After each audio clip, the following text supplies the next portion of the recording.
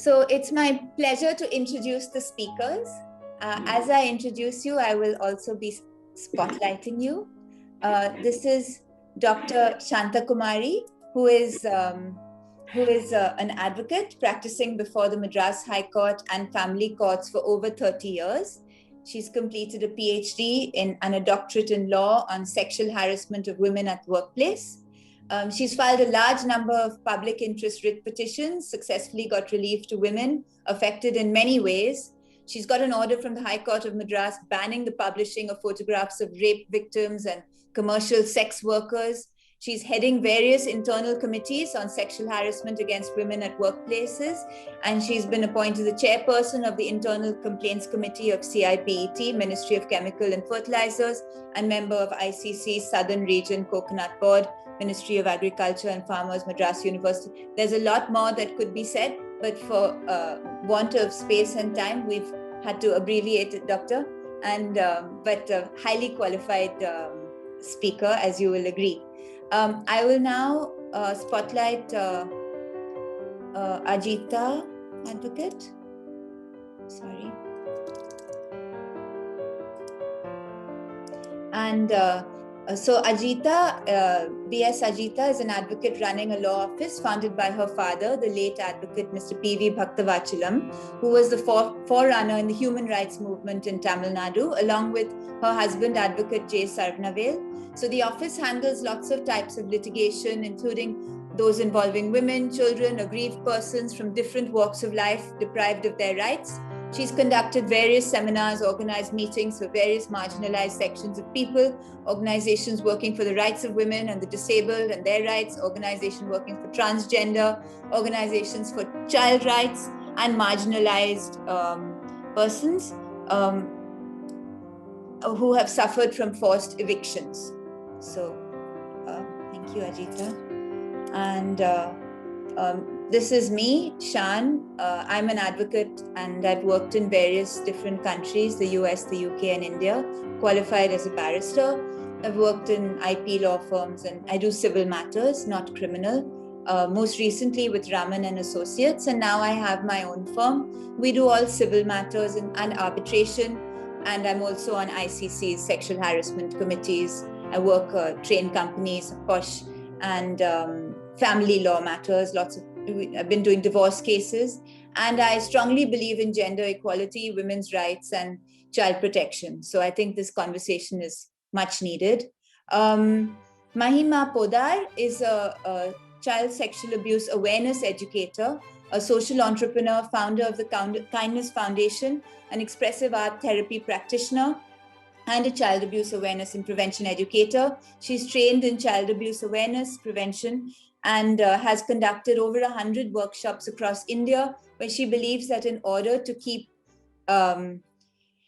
for children to be truly safe, we need to think and work as a community and not as individual units. So thank you, Mahima. Then we have two law students. Avanti Balachandar is a final year law student at OP Jindal. She is interested in questions of criminal justice, rehabilitation, and prevention of sexual harassment in university spaces. Avanti was previously the student rep at her university's Internal Complaints Committee and has worked closely on such matters. So welcome, Avanti. And Jumana Kader is also a law student, currently in her third year. She's always been keen on issues that need immediate attention. She's a debater. She's fond of theater. So these are our speakers today. So to begin with, the law, POCSO, sorry. The first law that I will be talking about is the Protection of Children from Sexual Offences Act 2012. This is a special act for the protection of children from sexual assault, harassment, pornography. And this act only came into force in 2012. And it is very special because it not only focuses on children, but it also provides special courts to deal with these sorts of incidents. So you have a special district child protection unit, and you have officers who are trained, who will deal with these matters. So what happens is, what they've done is they've divided the offenses into penetrative sexual assault, aggravated sexual assault, and sexual harassment. And the act itself, and I will provide you with the links later on for you to go away, and if you would like to read it yourself. But essentially, it provides for all sorts of allowances, like in making sure that the child understands. There are interpreters, there are translators. The entire funding is from the state government fund, which is set up for this. It is a requirement that when you report this offense, the special juvenile police unit or the police take it seriously and file an FIR. There is a child welfare committee that is supposed to deal with it. There's an obligation, if in the case of, say, pornography, for the media or the studio or any hotel or lodge where this is happening, for them to actually report these cases. They also have a punishment facility. If there's a failure to report or record a case, then the person or the organization that is failing to report it is basically guilty of an offense under Section 21. There's also a provision for false complaints. So if a false complaint is made, then there is a punishment for that as well. Not against children, but otherwise, yes. And so this law, POCSO, essentially provides a lot of protection for a child, that is anyone under 18 years. And there's recording of the statement is done in the presence of a female police officer. They allow for assessing risk of the conditions that the child is in. If the perpetrator is someone who is, say, in the house or in the immediate vicinity, then they will make provisions to remove the child from there. There are very time-bound conditions that make it clear that this is important. There's a support person designated who can also be removed if required, but that support person would be someone external who that child can rely on and trust. And it is a responsibility of the local police or the special juvenile police unit to keep parents informed of what is the status. And has the person been arrested? Has the person been released on bail? All these things are all set out very clearly in the Act. And so, this Act is a all-encompassing, and together with the rules that came out in 2020, it is a very protective Act for children.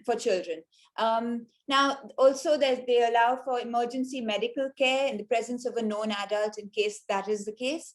And there's some excellent guidelines available if you are a professional, if you would like to implement these. There are some model rules available in the guide that I have mentioned there. Now that is POCSO. Now, moving on to POSH, which is to do with adults' sexual harassment, so prevention of sexual harassment in the workplace. There we have a workplace is a very widely defined area. It can be not just the office, it can be an away day or an office lunch. It could be anything like that. It definitely includes colleges, schools, any workplace. And it needn't be someone who's a full-time employee. It could be a part-time employee. It could be an intern. It could be someone who's come in just to do some work as a consultant. Any of those are covered under this Act. There are, again, time-bound requirements to report any incidents of harassment. And there is the provision for an internal complaints committee so if there is an incident that has been reported, then, for example, you'd have an external member and you'll have an internal member, and you would have basically others who form up the ICC. You have an internal complaints committee, and generally the company puts that up so the employees know exactly who is on the ICC, and they will contact whoever they feel comfortable to contact. So that needs to be in place for schools, colleges, everywhere, and offices. So that committee should be in place. So at short notice, it can come together and discuss confidentially. And having done the entire inquiry, the you have a report that is generated, and that report will then have to be acted upon. If there is no action by the employer, then the aggrieved party can appeal to a court of law. So that route is always open to you. But it is ideal, obviously, for it to be dealt with by the institution. If it's malicious or there's some vendetta or something like that, then that again attracts its own punishment. Yeah, so basically there's a lot of punishments possible. You could either sack someone, you can reduce their pay, you can not give them an increment, you could have them, if just a written apology is all that's wanted, that can be done. They can be moved to a different department. Lots of things could happen. So that's that. I would like to now hand over to Ajita, please.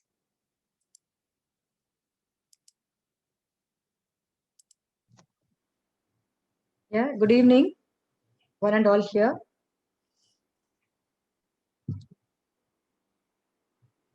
Good evening, one and all here. Thank you, Shan. And this is a very important webinar that has been organized. It's an appropriate time for many people are expecting us to throw light on certain issues. Though we will not be able to make it complete, but we are here to always answer their questions also. And even otherwise, lawyers like us are ready and willing to support our society in whatever manner that is possible and they require us to do. And so when it comes to my part, like we have to understand that whole sexual harassment is divided into two. Like the whole society has got children and adults. When it comes to children, the sexual harassment that is being faced by any violence, whether it is a penetrative, non-penetrative, or harassment for the children, it is POCSO Act, the act which is for protection of children from sexual offences Act. And if it is for a woman or a girl person more than 18 years, just about 18 years, then the IPC comes into play, the regular criminal justice system, which will handle the cases. And also we have a semi-civil, semi-criminal POSH Act, which just Shan has spoken about. That is to protect women from the workplaces, which is partly private space and partly public space. It is not per se completely a private place like our families, but it is not a public place also, not that everybody can enter. So POSH Act, that is SHWP Act and POCSO are two different ones. So we will deal with POCSO now. Since India has got this act in 2012, since because we signed CRC, the Child Rights Convention, in 1992. And the ratification of this convention compels every state organization to have a very special law to deal with sexual offenses that is being faced by the children of their country. So we have this act also in place because several organizations who are working for welfare of the children and the child rights have been continuously demanding for a special act for a very long time. And there were cases where the courts weren't sensitive. There was not a special procedure. There was not a special court dealing with the sexual offenses faced by the children. But now after 2012, when the rules are in place, we have all that completely a different setup. That is the difference between POCSO and all other acts. So we need to understand that the provisions, as we know, it deals with three kinds of sexual violence. One is penetrative kind of sexual violence or offenses. Second one is non-penetrative. And third one is harassment. The penetrative is not only the archaic definition of IPC told in yesteryears. It is now being changed, like the penetration could be with any part of the body to the child, or child can be compelled to do of any kind of penetration to the other person, and also any other object or anything else can be inserted or penetrated. That all comes under very, very serious penetrative sexual offenses. And non-penetrative is various other provisions where it says that without penetration, touching and doing whatever it is, offending the child's privacy for our private parts or in the other aspects. So there are two category in this penetrative assault and non-penetrative. One is aggravated form and one is non-aggravated form. If the child is below 12 years, if the child is a special child, if these offenses are committed by a uh, in a educational institution or by police or by medical setup or by any other legally authorized person to take care of the child at that particular point of time, then all these offenses committed by this class of persons become aggravated form. So this is very special about this act. And also that this sexual harassment, which is punishing the adults only under IPC, but for the offenses that is suffered by adults by IPC, but when it is suffered by children, it is by POXO Act. And POXO Act has got various other special provisions which we need to understand. The onus of proof of burden is on the accused. If a person is accused of an offense that has been committed against a child, that is a sexual offense, then the law has a presumption that the person is an accused person, he has committed the crime and is guilty until he proves his innocence. In all other normal criminal legal jurisprudence, a person is considered to be innocent until his guilt is proved. But if the offense is committed under the POXO Act, it is completely other way around, and the accused person is rid with the burden of proving himself innocent. So otherwise, the law presumes that person is guilty. So the conviction or the punishment for the person who has been accused of is not the difficulty or burden of the child who suffers that offense. So this is one of the very important different aspect of POXO when it compared to the other laws. And it is dealt by the special court. Many of us will think that the courts are like what we see in the films. Courts are like what we see in the movies. No, it is not like that when it comes to POXO. The POXO courts are special courts. Those courts deal with the offenses against children alone. Sometimes it is clubbed with the Mahila courts where the offenses against violence against the women, offenses against the women and children will be taken up together. In some districts where there are no special courts, but now almost all districts have special children's court where the POXO offenses are tried there. And there are special infrastructure that has been created in those courts in such a manner that the child victim will never be required to see the offender, that is the accused person, in face to face. The child will be in a place and the accused will be kept in some other behind the screen where the child may be able to see the accused for identifying that he is the person who committed all that. But the accused can never see the child in the court of law, even when he is behind the screens.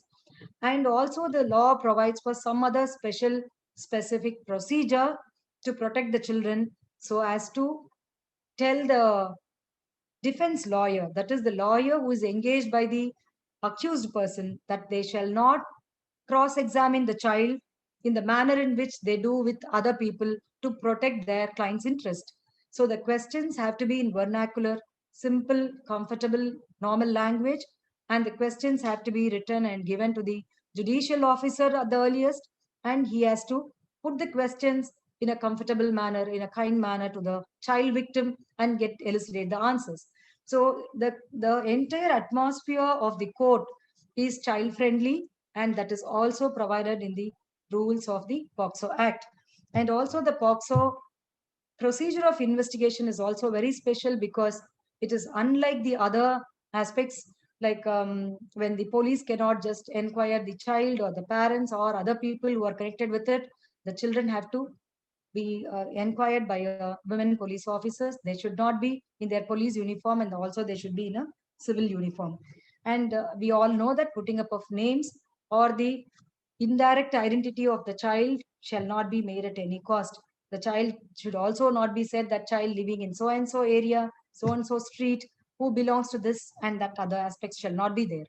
So the sexual harassment, which is defined by the POXO Act, and the sexual harassment that is defined by IPC are different, because the IPC has got to do with the sexual harassment that has been committed against women, that is adults, and the POCSO deals with the children. So the harassment definition itself is more wider, and that covers several other aspects of harassment, even a stalking of the child, which is when the child is through the electronic media or by any other means to just follow up them, and all that also is defined as sexual harassment under POCSO if that is done with a sexual intent. The sexual intent is question of law, question of fact, because that has to be proved. So the whole act is the provisions and the procedure and the child-friendly methods of investigation makes the POCSO Act more comfortable for the children to come and report. And the problem in our society is that they are unable to come forward to report for several other cultural and other reasons where we think that honor of the family and child rests with the girls, especially when we don't report, they feel that the honor is protected. You can go to the next slide. So the schools and universities and other spaces have certain must do things at this stage, because in most of the cases, the parents are also caregivers. They are not different people.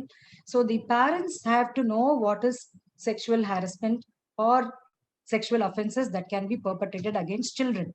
So if the parents or the caregivers do not know, they don't have the knowledge about what is sexual harassment, definitely they cannot educate their children for them to be aware of how to deal or whether to complain or not to complain and other things. To speak about such incidents with empathy, if it happened to others, will also make our children very comfortable to open up. Like, we should not think that the topic of sexual offenses or sexual harassment itself is a taboo.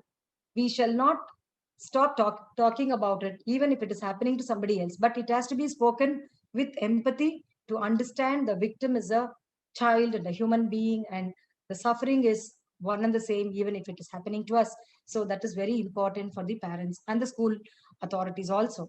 And we have to teach our children to draw their own personal boundaries, which is essential because they will know when it is being violated. If they do not have any personal boundaries, and we encourage them to not to have any personal boundaries and say no to certain things which they don't like, then we are paving way for them to become victims without even understanding that they are suffering.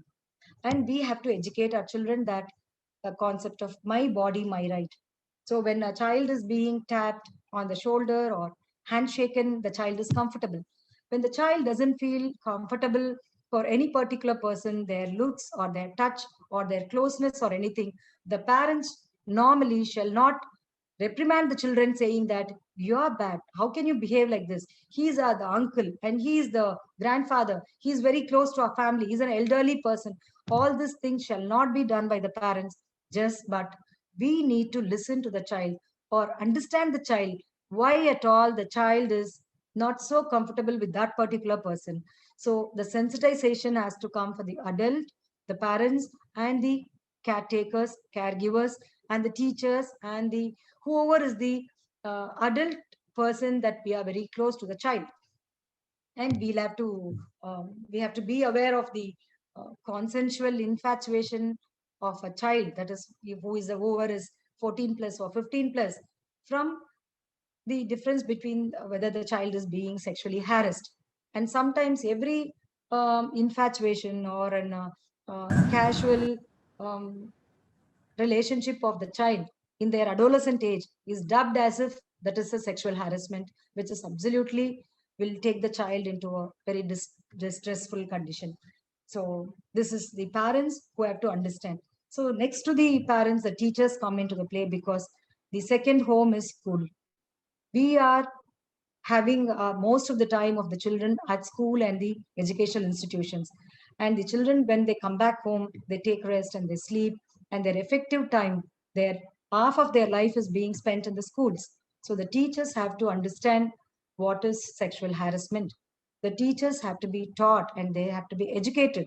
So for them to get educated about the sexual harassment that is faced by the children, first of all, the teachers or the non-teaching staff should understand what is sexual harassment for themselves. So for an adult, if they understand there is a concept that is an offense called sexual harassment is there, and if only the schools recognize that the sexual harassment is prevalent everywhere, at every level, in every place of the society, in every nook and corner of the society, only then the schools will actively and proactively can help and assist the teaching and non-teaching staff and also the children. So the first requirement I feel in the institutions and colleges, schools and colleges should have a mandatory POSH committee, which is called ICC, which will more be spoken by my next speaker. And only then they will understand that their rights of not being sexually harassed is protected, and they should in turn be more careful and more protective for the children who are their wards. They are coming to them to learn and get educated and spend their time. So when we are not aware, there is no point in where we are speaking about the awareness of the children at all. So the schools have to educate the parents also, because we have a bigger responsibility, because we are shaping up the future of the children and who are the future of India also. And so we need to set up POSH committees for our adult teaching, non-teaching staff, then inform and educate the parents whose children and wards are there in our school. And we need to engage permanent counselors and the kind set of teachers to always be ready and open and accessible for the students to come and speak about whatever issue they have, whatever problems they face. Many schools, it is speaking against the teacher or talking against something, set procedure of the school is a big no-no. And the schools consider that that student is a rebel, and it is not liked, and it is a disliked behavior. So we have to open up our doors and hearts to allow our children to come and speak up, and you have to set up a counselor kind of a committee or persons whose names and whose phone numbers have to be put up in every conspicuous portions and parts of the school premises. And that is very essential in the present situation. And also, as I told you earlier, the schools have to recognize the sexual offenses are happening to the children, even they are toddlers. I've seen certain cases where 10 months old child was continuously being very, very badly sexually abused and violated. And it was such a mind-boggling and very, very sad case for even doctors. So that is possible, and that is happening all around us. It is not happening somewhere in some school, some child. It can happen even to our children right under our doorstep, right under our noses. Thank you. Dr. Shanta? Yeah. I'm thankful to Sean and her team for taking this cause at the appropriate time, and I wholeheartedly I congratulate them. The topic on which I have to discuss start the discussion is about the human rights aspect of sexual harassment. Before going into the subject, I would like to take you to the year 1944, 45 and 46, during which period the Bill of Human Rights was enacted by the United Nations Organization. The very opening statement was totally objected by many women delegates there, saying that the tenor and tone of that was masculine. They were informing them that the human race belongs to both men and women, and the femininity should also be included there. After a long struggle for nearly 2 weeks, then it was corrected and said that all human beings are born free and equal and with dignity. That is what the statement. So, at the first step of human rights implementation or formulation of law, we have to struggle. That is how we started our right problem. This took nearly 50 years to come into effect. When the Beijing Conference was held in 1995, we declared that women's rights are human rights. under UN Resolution number 48 of 104 in the year 1993, when the Vienna Conference was conducted, it said that violence against women is violation of human rights. These are the two resolutions, two conferences which are important in the struggle of women claiming their human rights. Then CEDAW, you know very well, Convention on Elimination of Discrimination Against Women, that also stated that for the sexual harassment or gender-based violence is discrimination which affects the ability to enjoy rights and freedom. Then comes the Convention on Rights of Child. These 5 conventions are very important, are milestone events which brought in the human rights perspective into the forefront. That is how we look into that. Then the next point, when you come to Indian laws, for example, the Constitution of India speaks about equality, then about non-discrimination on the basis of sex, and Article 16 and 14 forms basis for it. Then Article 21 speaks about right to life.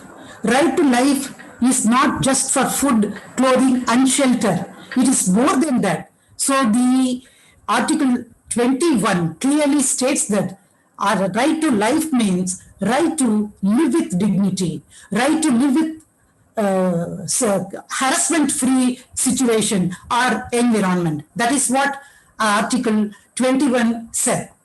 After Unnikrishna's case and Mohini Jain's case, where the right to get admission in colleges or to get a particular preferential subject, when the case was conducted, then came the important amendment to the Indian Constitution, which said that right to free and compulsory education between 6 and 14 years of the children. So, Article 45, which said that within 10 years of the Constitution, inception of the Constitution, every individual in India should get compulsory and free education. That became possible only after that Mohini Jain's case, and the article was inserted, Article 21A was inserted to the Constitution. Then what are the other laws, as rightly pointed out by Dr. Shan? Prevention of Children from Sexual Offences Act, and Ajita talking about the sexual harassment of women at workplace, both combined together. They form part of the Indian law which prevents women from violence. That is what. Then also the Central Ministry for Human Rights and Development, it issued an online circular. See, during the COVID situation, when it has become the order of the day to continue studies through online classes, it became imperative that a guideline should be there. So the Central Ministry has passed Pragyata, under which the safety and security of the students are said to be very important. So the cyberspace, we need to look into that. The ministry admitted that. It took into account that the sexual harassment in cyberspace has become common. Hence, it spoke about ensuring cyber safety and security to all the students, all the educators. It also said to create awareness on cyber harassment and cyber bullying. Both the points were covered. And once again, it created secure online environment. It wanted to have a secure online environment. And with that, it also insisted to train the students about the do's and don'ts in the online education.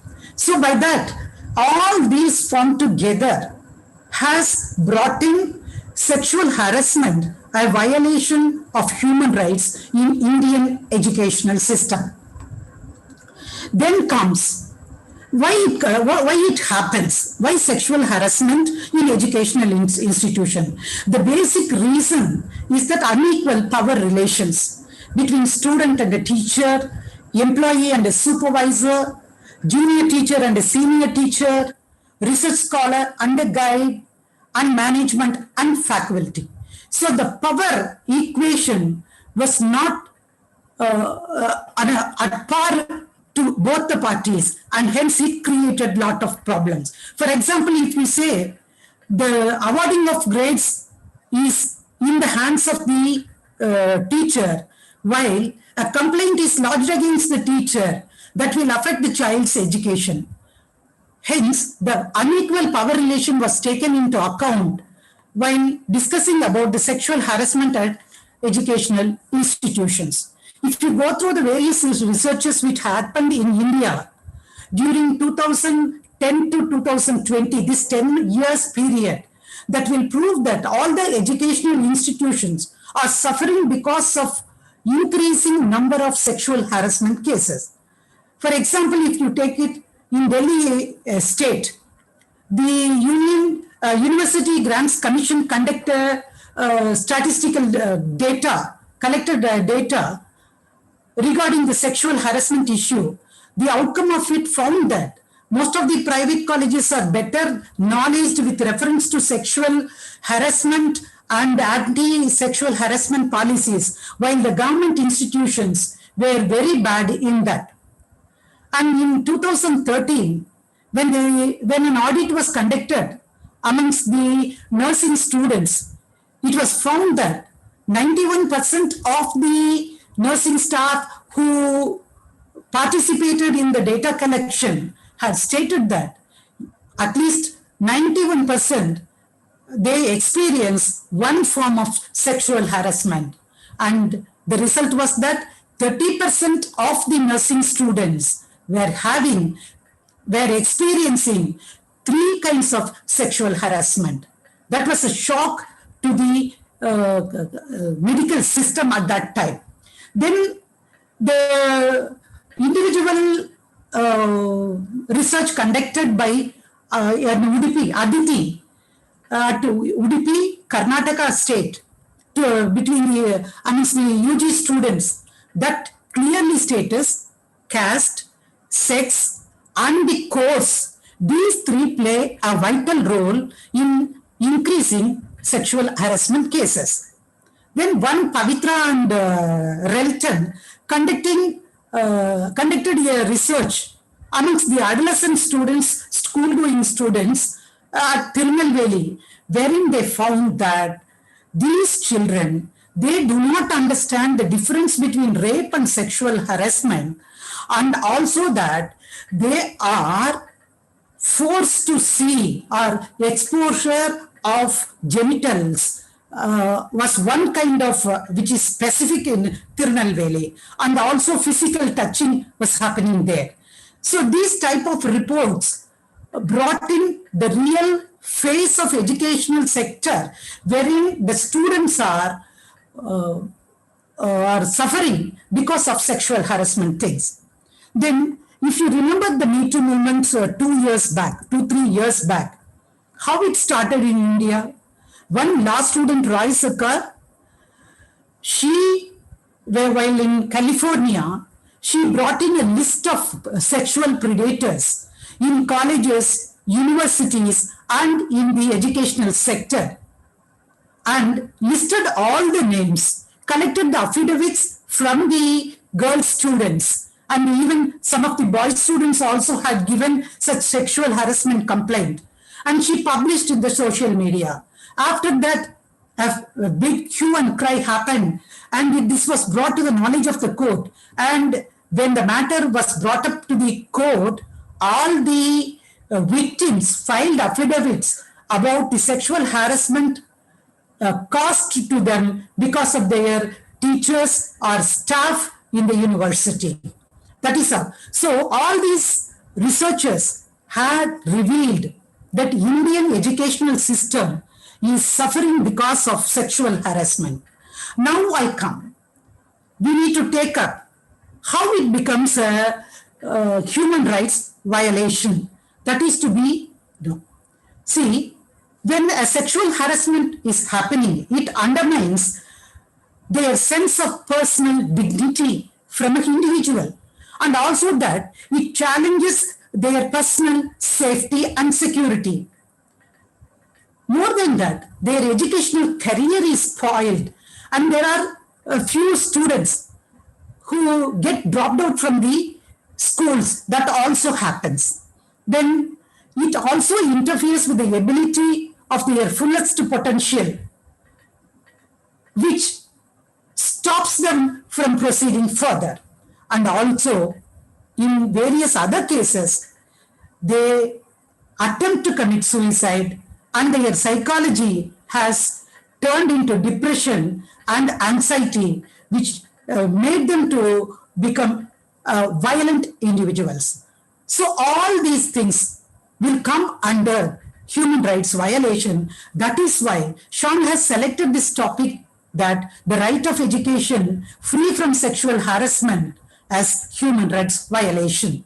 Now, once again, let us come to the point that what shall be done. See, Sean and our Ajita has spoken about the various points which are to be taken care of in the educational institutions, and also the duties of the employer. What the educational institution have to take into consideration. First, formulate a policy. Anti-sexual harassment policy has to be formulated in any system. Then once a complaint is received, immediate response should be there. And secondly, withhold the equipments which are available, such as the laptops, tablets, and other equipments or CDs or whatever it may be, which contains the obscene or the sexually oriented messages and other things are to be taken care of. Everything should be seized by the authorities. Then again, the authorities, the school should inform the victim the actions taken by them. Information is very much important, and also they need to display a board about the constitution of internal complaints committee, and also that the educational institution is free of gender bias or sexual harassment. These are to be done by the school authorities. Then once again, when you go into the detail, what are the duties? The Act clearly says, in the recent incident, the social media has informed us that the student had given complaints to the school authorities, but they have failed to take action. That was what reported in the social media and the news media, both audio and visual. Then, do they have a duty towards this or not? According to POCSO Act, Section 19 says, whoever has knowledge about a commission of an offense of sexual harassment against a child. Who are the child? The children are below 18 years. So as per the Child Rights Convention, below 18 years, every student is a child. And if a commission of sexual harassment happens, automatically it is the duty of the authorities, whoever may be, they have to inform the same to the Juvenile Justice Board, Juvenile Justice Police, specially attributed to that cause. So that has to go there, and from there to the Child Rights Committee.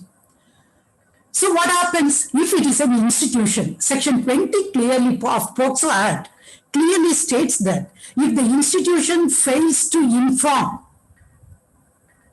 the sexual harassment complaint to the authorities concerned, either to the police, in certain cases to the police, certain cases to the Child Welfare Committee, then if they fail that, they may be imprisoned up to 1 year, and the others 6 months.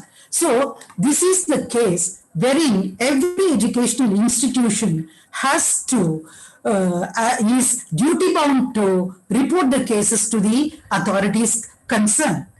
Then now it is before us what we have to do. One particular aspect has to be discussed now, because many people think that the 2018 section Sexual Harassment of Women at Workplace Prevention, Prohibition and Redressal Act is concerned only with an employer-employee relationship. That means it is only for working women. You know what happened in a Pondicherry case? Few students during going around the university campus were teased and sexually harassed by fellow students. Then when they lodged a complaint before the university authorities, they placed those complaints under the anti-ragging cell and they conducted an inquiry. Though the students themselves insisted that this is a sexual harassment complaint and it should be brought before the ICC, they failed to do that. And after that, the students filed a writ petition before the Madras High Court, wherein Justice Rami Subramanian brought in a wide aspect to the act. He gave a very good expression, interpretation to the act. He said that though it is for employer and employee relationship, as per section 3 of the Sexual Harassment Act 2013, it says no woman shall be held for any sexual harassment. That is what. If no woman means not only the students, the staff, the non-teaching staff, the persons who attend the university or the educational institution, everyone should be free of sexual harassment inside the campus. If they go out on business, on the university's business, there also this act comes. So now it is clear from Kavya's case, Pondicherry University case, that this act covers the students also. So we may get relief under this act by filing a writ petition. Now, what are the recommendations we can suggest to curtail sexual harassment in educational institutions? Then comes creation of anti-sexual harassment cells in each and every schools, colleges, higher education institutions. All educational institutions have to have an anti-sexual harassment cell, and they need to have an anti-sexual harassment policy. And there are various judicial precedents from Visakha case guidelines and to recent judgments. These judicial precedents cover the lacunae in the act, and they have given so many directions. We need to include all that. So fulfilling the directions of judicial precedents in the educational institutions is very much needed. Then also, once you form a policy, will you implement or not? Will you place it on the board? Will you form a committee? Will you conduct the inquiry? Will you have 3 months meetings every 3 months? You submit an annual report to the authorities concerned. If you are not doing any of that, that means you are not ensuring the implementation of the policy. So it is better all the educational institutions to ensure implementation of the policy and also see that the institution should provide an environment free of gender-based discrimination and sexual harassment. Hence, the students, we normally speak about training the students, training the staff, but we need to have a training program for the parents of the students also in all schools and make them understand that they need to listen to them patiently when they say about some sexual harassment case. So parents also to be trained in this matter. So we have to take into account that sexual harassment is human rights violation. At no cost, we should allow that to happen in the educational institutions, which would spoil the future of the students. Thank you very much. Thank you, Doctor. Our next speaker is Mahima Podar. The importance of a childhood free from adverse childhood experiences. Good evening, everyone. I'd at the start like to acknowledge and applaud Shan and her team for putting this extremely important and relevant conversation together at such short notice. If anything, the attendance here today only underlines the need to continue these conversations well after they have left the headlines. So we've been hearing a lot about the laws, rights, and responsibilities that govern sexual abuse and harassment. And I'd like to take this conversation into the long-term impact that childhood trauma can have on health and on emotional and psychological well-being. So when we talk about the various types of trauma or traumatic events that take place, we specifically from the ages of 0 to 17 years, which is the childhood years, all of these come under the term of adverse childhood experiences, or what we call ACEs. And these are broadly classified into 3 different types of ACEs. The Center for Disease Control and Kaiser Permanente did a study in 1998 and examined the ACEs with 3 major categories. It examined abuse under sexual, physical, and emotional, neglect, and household challenges, and its impact in later life health and well-being. It is considered one of the largest studies on the subject. For the purpose of this conversation, we will be looking at the impact of sexual, physical, and emotional abuse, as we all know that these 3 things tend to go hand in hand and they're not isolated from each other. The study clearly showed the long-term impact of childhood trauma well into adulthood, and sometimes even caused early death. So before we examine that progression from childhood, let's look at how trauma impacts the development of the brain of a growing child. So if you look at the image that you have on the screen, if we loosely divided the parts of the brain into 3 parts, we start with the prefrontal cortex, or the PFC, which is essentially the thinking center of the brain.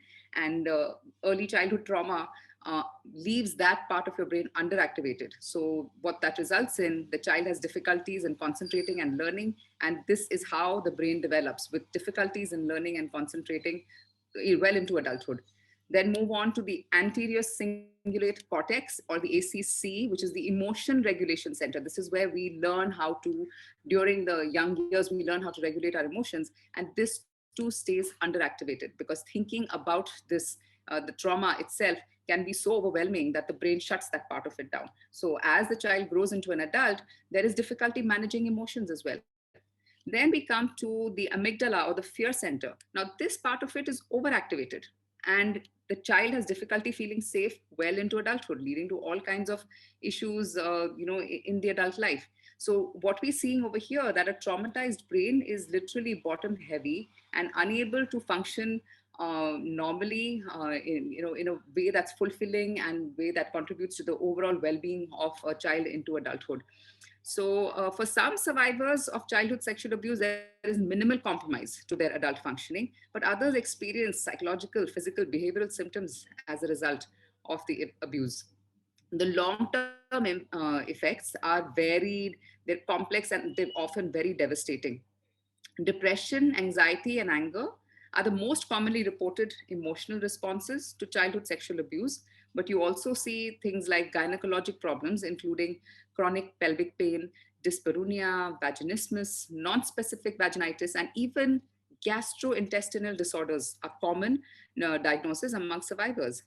Survivors may also be less likely to pursue consistent gynecological health in their adult years. Personal health on all fronts tends to take a backseat, as feelings of self-worth are challenged. As James Garbarino has said, truly, the initial trauma of a young child may go underground, but it will return to haunt us always. I'd like to, can we change the slide, please? So I'd like to now draw your attention to this pyramid. It's called the ACE pyramid, and it represents the conceptual framework for the ACE study. The study has uncovered how ACEs are strongly related to development of risk factors for disease and well-being throughout the life course. So if you look at the pyramid, and the arrow on the left shows, time from conception all the way until death, and how different, what are the different progressions of the brain and the well-being.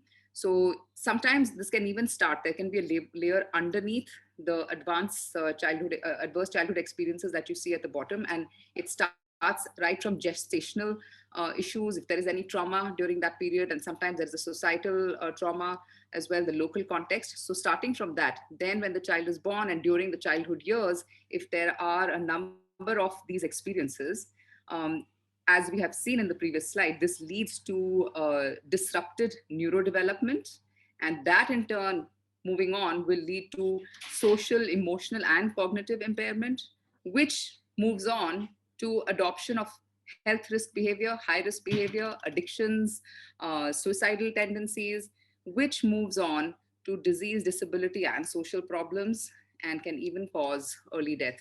The study has shown that children with severe social and economical conditions were more vulnerable to become victims of the said adverse experiences. I, there are so many different ways this plays out. I know we've talked a lot about this in very technical terms, but if you think about it in real terms, how does this play out? It affects your perception of reality, takes away your sense of safety, wires your brain to expect danger, increases stress hormones flowing through the body throughout your life, and it creates a sense of helplessness. This is really not the kind of fulfilling life that we want for any human being. I'd love to take questions after the talk, but for now I'll pass it on to the next speaker. Our next speaker is Avanti Balachandar. Hello, everybody. My name is Avanti. I'm a final year law student. As was spoken about previously, in the internal complaints committee, there's a certain makeup of students makeup of members. And out of that, it requires 3 students to be part of that committee.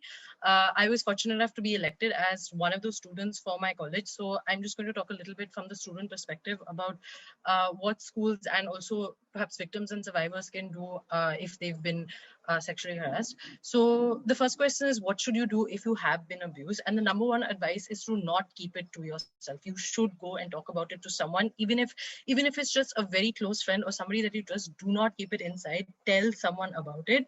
And hopefully, if they are the right person, that they will help you then process this complaint to a higher level. You should not kind of let these things go under the rug. One, for yourself, because you will never find the closure or any kind of, you'll still be kind of troubled by this for years to come. And also for the other person to not continue to repeat this kind of error on other, and even calling it an error is a bit light, but not go ahead and do this to other women or other men and other people. So if you have been abused, it may take some time, may take a minute, may take a few weeks, but get that information to someone you can trust and take their hand and process this complaint to its final end.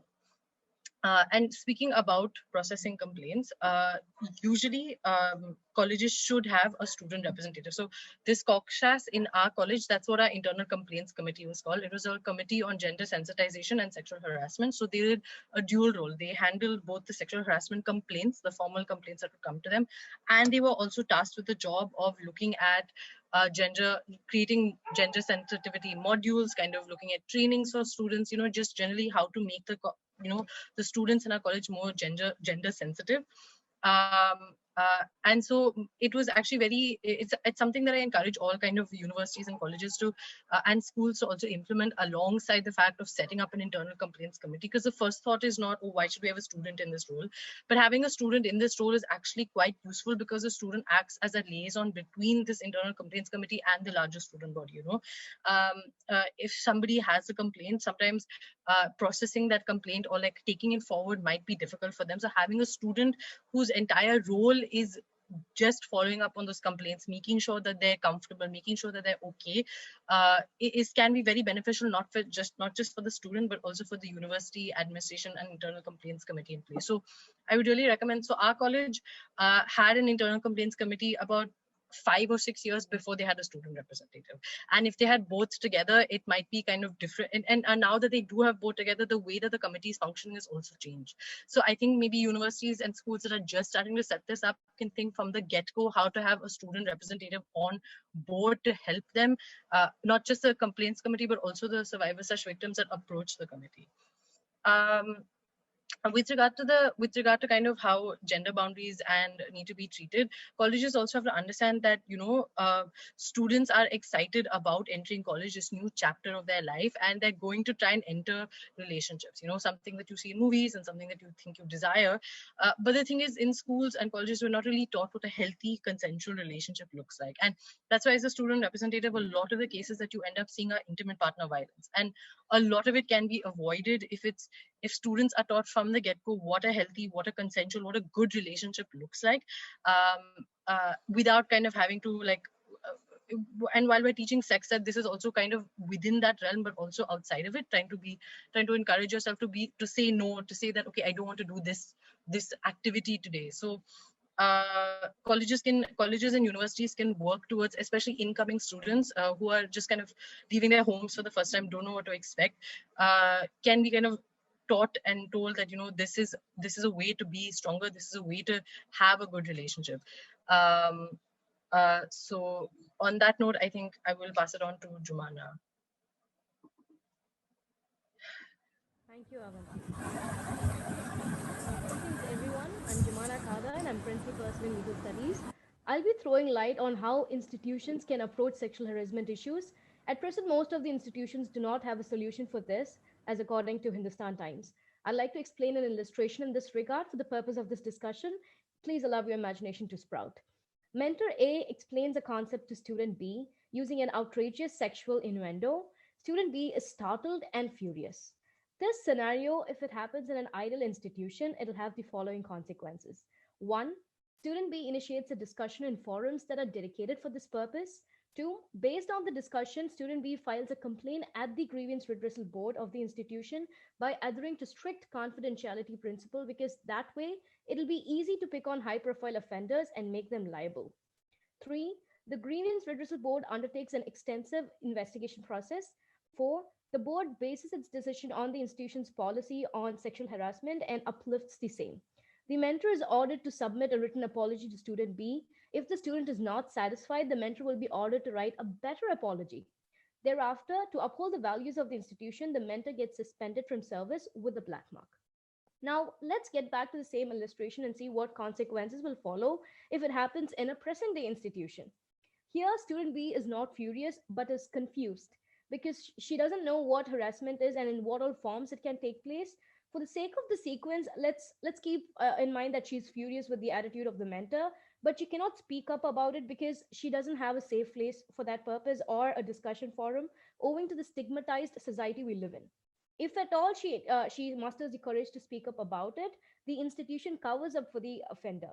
There is no grievance redressal board or well-rounded policies on sexual harassment facilitating effective investigation here. On the whole, the management is not student-friendly despite their taglines. Welcome to reality, everyone. Whenever I raise my voice for these issues, there is so much hope in me that says things will get better and we can work on that. But nothing changes, no sparks at all, and the same please stance. And here again, I don't get disappointed because I believe preaching about it is the only way to educate a society that has its eyes wide open while being blindfolded. Adding on, in my point of view, stigmatized society and narrow-minded parents are as culpable as the offender. The tendency to cook up stories is ugly, and people should be educated about respecting boundaries. Having said that, I strongly believe effective communication is the key here. We must speak up about it. It's not just within our circles, but to the right authority. And if that doesn't work, to an alternate authority. The cycle should go on till we settle this issue, because if we don't speak up, that silence motivates and aids the harasser. That simple act of ours could be a little effort to make this place, if not a better one, at least a livable one. With this, I'm concluding my speech. Thank you, everyone, for your time, and I'm handing over this to the next speaker. Thank you. Thank you. Mahima? So we're going to talk about how we can support victims once the abuse has been disclosed. But before we do that, I want to ask you a question. How often do victims actually report it? It is not very often. It requires a lot of courage. And some of the reasons why people don't report it when it happens or even later on in life is because it's no use telling. Nothing's going to happen. The belief that no one's going to take action, or they will get blamed for it, or no one's going to believe them, or fear of further harm, shame and guilt. So these are some of the reasons why people do not end up reporting the abuse. Especially children sometimes don't even know that it's happened. Just like our student speakers have highlighted, that sometimes you're not even aware of what has happened, that it was wrong. So these are some of the reasons why people don't report abuse. So therefore, when it does get reported and they do come and reveal it to you, you have certain responsibilities on how to listen and how do you support them. So the very first step is to stay calm and listen. Being the recipient of such news is never easy. It will trigger you. It might get you very angry, but any anger or any display of, the internal fire is going to work negatively and make the person who's revealing it to you wonder whether they did the right thing. So you have to find it in you to stay calm and just listen. You need to tell them that you believe them and are glad they told you about it. You have to remind them how brave they are to speak about it, because it does require courage. They need to know that they have been heard and they have been believed. That's a very, very important part. And most importantly, you have to keep repeating that it is not their fault. Abuse is never the fault of the person who it's occurred to. It's always the fault of the bigger, stronger, the perpetrator, right? So now you must remember to limit your questions and do not conduct an investigation. No matter how well-meaning you are not equipped to do this. You are not trained to do this. You are only going to trigger and make matters worse. So please do not try to go into too many questions. Like I said right in the beginning, just stay calm and listen, gather the information, and the only sentences and words that can come out of your mouth are the ones that are highlighted in red.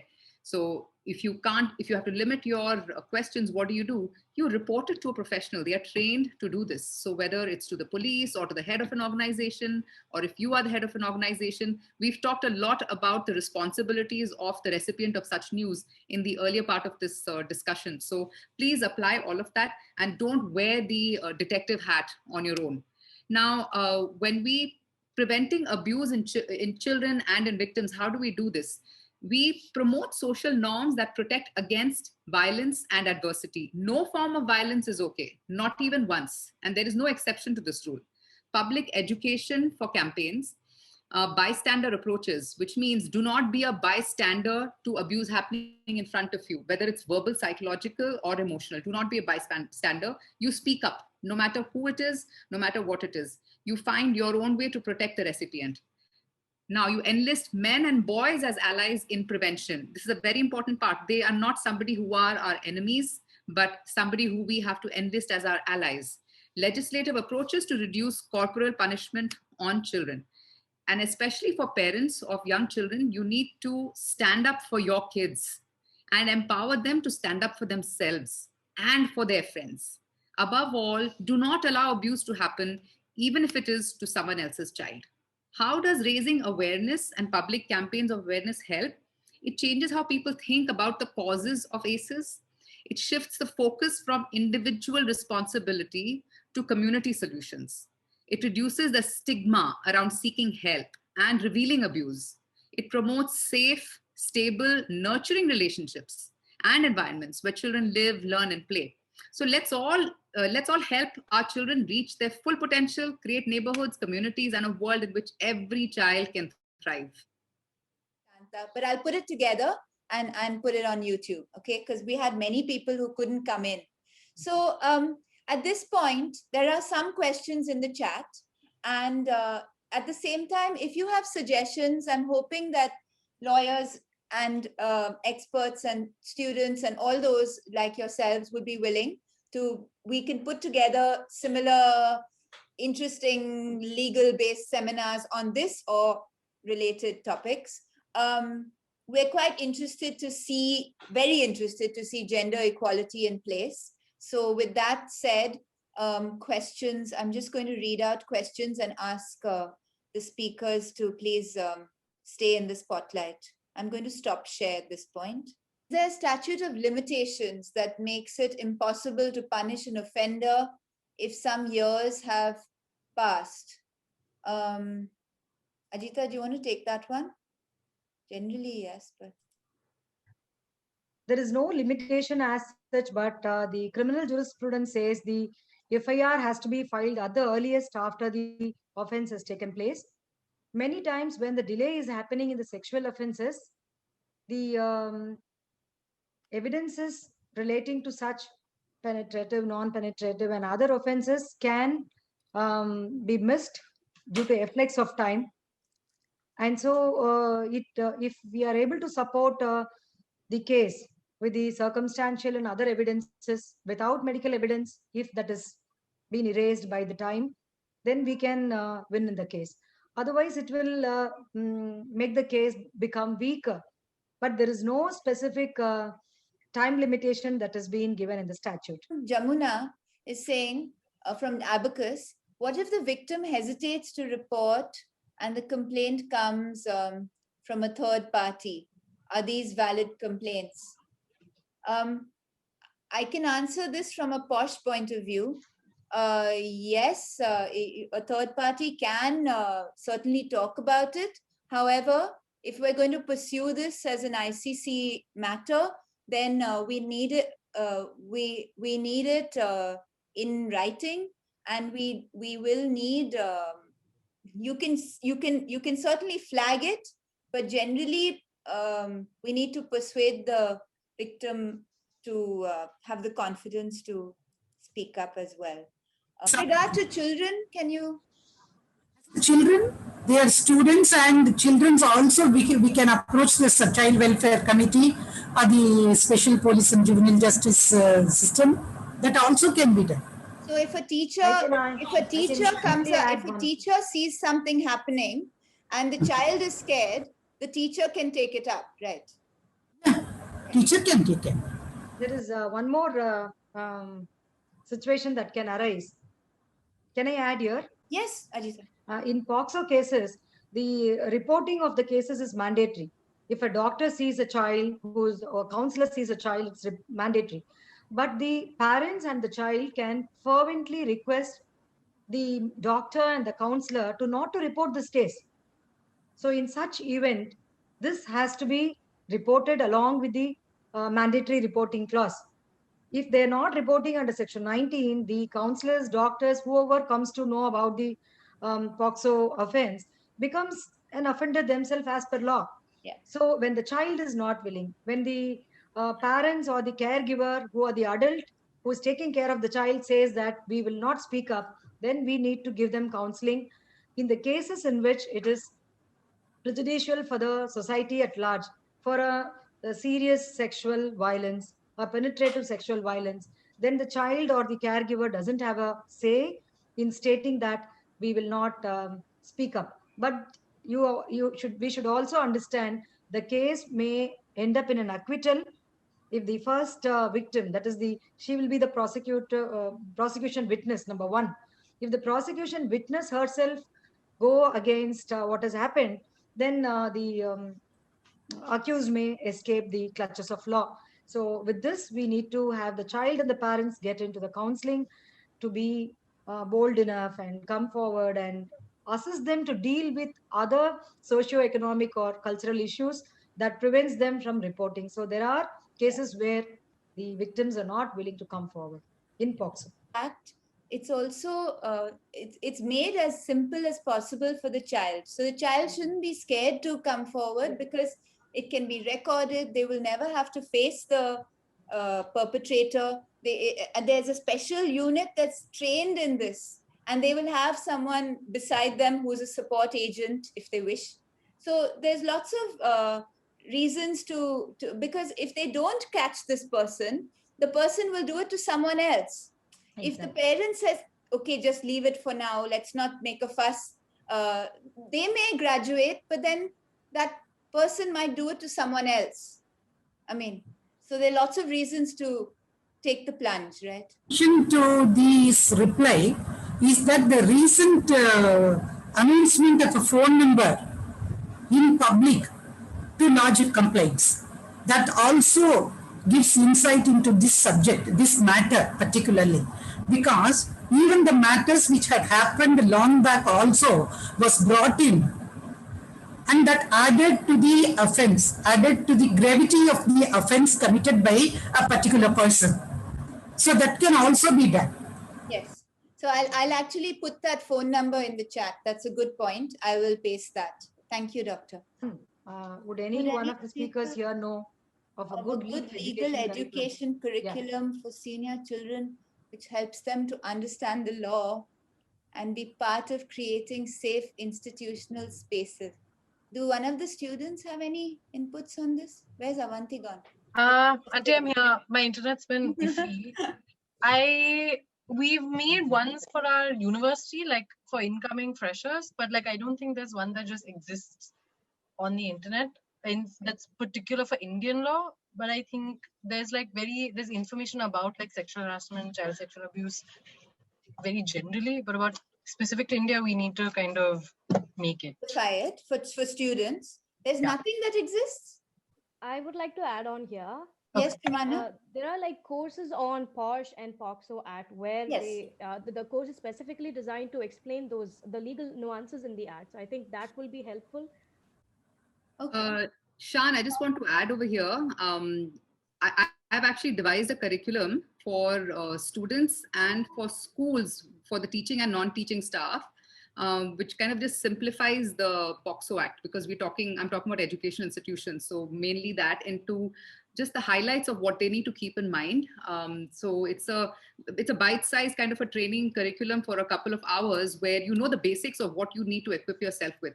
So of course, like, Giovanna rightfully said, if you want to know the details, and there are a lot of online courses to get you the real detailed information. But if you just want to equip yourself for your own protection and for the protection of your institution, I do have, a curriculum which I've already run in several schools. All right. So they want to know, Dr. Shanta, more Yeah. about Pragyata. Yeah, if you go probe the Google and see the online rules drafted by the Ministry of Human Resource and Development, you will get that. It comes under that. Pragyata. Basically for online education. So there's Yes, cyber and regulations to curtail cyber harassment, cyber bullying or cyber harassment. They have drafted some rules. So these are the Pragyata rules. And also they're starting up a new commission on child.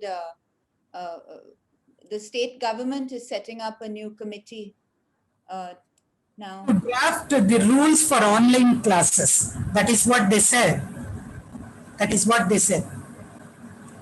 And they are going to have a common number, toll-free number to all the schools to be exhibited by the authorities concerned to report any kind of sexual harassment to the government itself directly if they are scared or feel bad about complaining it to the school authorities for fear of grades or marks. Automatically you can report the same through that number and the government has to take action. A committee is going to be formed under that. These are the guidelines. The link is in your the link is in your chat. It's by the Ministry of Human Resource Development, and it goes into a description of it has what it is and how guidelines for schools, heads, teachers for this online education world that we're in right now. A question from Tanya Veronica says, we'll see, how does the victim overcome the trauma, and in what way can we support the victim? Mahima? So like we talked about during the conversation, number one, you have to give them the security and the confidence that you believe them and you support them, and allow them, give them the space without being judgmental. Do not blame them. We always try to say, but what were you doing? Why were you standing there? Why didn't you open your mouth? What was your role in there? Those kind of questions are very unfair and unnecessary. Take a moment to think back in your life. If you've ever faced some incident of, sexual harassment and unwanted sexual touch or conversation which crossed its boundaries, at that point, could you say it was your fault, right? So this blaming and shaming, we have to control ourselves. The biggest support you can give is to allow the person to heal on their own, give them the space and support them. And if you are not trained, you don't have the training to give actual psychological support to somebody who's experienced extensive trauma. If it's been over a period of time and it's extensive, you must get professional help for your loved one. You must do that. That's the best way you can support them. Just be there for them. allow them the space, but get them professional help, which is absolutely important because they need to speak to somebody who's unrelated to the situation, not related to them, and also who has the training and expertise to know how to counsel them and guide them. That's super important. That's the best thing you can do for them. Right. Can I just add to this also? Sure. I just want to say that also in terms of support, parental support is also very, very vital, because a lot of women who come to me saying, oh, I don't want to escalate this because I don't want my parents to find out, you know, and just being so afraid of the, like, you know, if they're so afraid of talking about, like, say it's an external person, they're so afraid of bringing it up and taking it forward because of what the family might say is detrimental to them in getting immediate kind of protection from the law. So just kind of like also maybe talk to parents to say, don't, you know, exactly all these things that my mama was saying. Ajita was saying, we need to make sure that we have the contact details of whoever's on the child welfare committee for the schools up clearly, and parents should also know that they exist. So parents should not feel the school will be angry, or, you know, the college will be angry, I better keep quiet. I think that those days are gone. You know, I want to add to this, Shan, because I know our general conversation here is revolving around the educational institutions and safety and harassment there. But since we're on the topic, a lot of the time the abuse and the harassment is coming from within your home, right? It's coming from people who are very close to you. So at that point, it becomes very difficult to protect and to support. And I have seen through multiple case studies, that the biggest thing a parent can do in such a scenario, and I know that parents in our culture, when the perpetrator is a family member, they don't like to report it. They don't want to get the matter too big. But the biggest thing that you can do to support is to, at least within the family, shame the perpetrator, at least within the family. Even if you are too embarrassed to get the matter out into the world, you must raise a voice. You must let your child know that you have acknowledged and taken some action in some form, because otherwise the long-term impact is absolutely disastrous. To know, A, they were betrayed by a trusted adult, and B, the parent didn't do anything even after they were told, just because it's a family member who is supposed to be respected. So I think it's supremely important that the parent, if it's somebody you can raise a public voice against, by all means do it. But if you're feeling too embarrassed and too shamed and don't have the courage to open a public voice, at least shame them within the family. Because remember, the shame is theirs. It's not the victims. It's not yours. It is their shame. And they need to be stopped in their tracks, or like Shan rightfully said, it's going to happen again. They will just get emboldened. They will do it again and again to others. Yeah.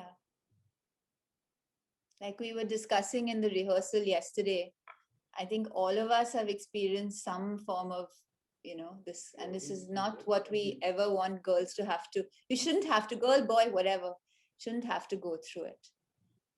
See, we have given a suggestion to the Department of Education under the government of Tamil Nadu to have a psychiatric counseling every week in every educational institution, in order to see that some troubled students or somebody who is suffering from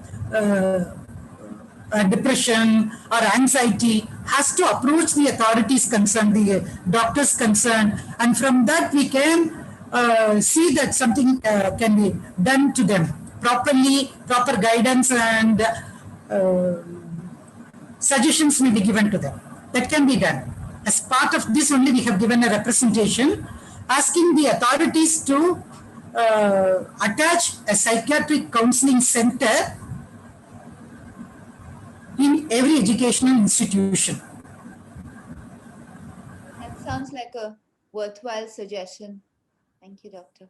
I just want to add that, you know, the nature of our conversation today might have been a bit of a trigger for some of you, because as we know, none of us have gotten to an adult age without some incident that has crossed boundaries. So if it has been a trigger, I urge you not to keep it within yourself. Speak to a loved one, speak to someone, just, you know, process that. Because like I said, you bury it, it is going to come out in some form. It will impact your relationships, your behavior, you know, your moods. So it's better just process it.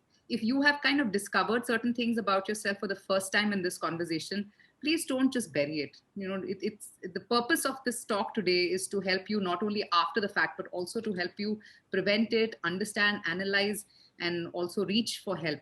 So just wanted to add that, Shan. Yeah, thanks, Mahima. Yes. So Antara said, to add to what Avanti and Mahima just said, what support can parents who are in denial mode be given? That is often the immediate reaction from many parents not to believe the child. Sometimes just telling them to believe their child or a third party telling them isn't enough. If you could shed more light on this. Children seldom or very, very rarely lie about such things. It has been researched and it has been proven that children especially very seldom, very rarely lie about this. And I say that just as a pinch of salt, because I have not come across a single case where the child lied. It is your own discomfort to accept that the person who was close to, who you respected, who you trusted, is capable of such a thing. But you have to understand that children don't lie about this. If you're in doubt that, at least, give the child the benefit of the doubt that what if they are telling the truth, then at least talk to a professional, talk to your pediatrician. Talk to your pediatrician, even if you don't know, a counselor or a psychologist, you're not aware who to talk to. I'm sure you have a pediatrician for your child. Talk to them and say, hey, my child is saying these things. What do you think? Is she just seeking attention? Because that's the number one thing that crosses parents' mind, that my child is seeking attention. But I tell you, this is not the way kids seek attention. They do, there's other ways to do it. So if there's nothing else, please at least plant that seed of doubt in your mind. Don't just brush it away. Talk to at least your pediatrician if there's no one else you feel comfortable with.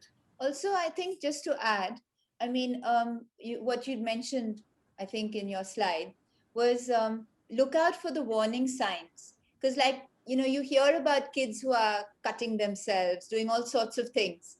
Mm-hmm. And that's, like you said, it's abnormal behavior, self-harming, things like that. Mm-hmm. That could be a sign of them there is an issue, but they've not told you.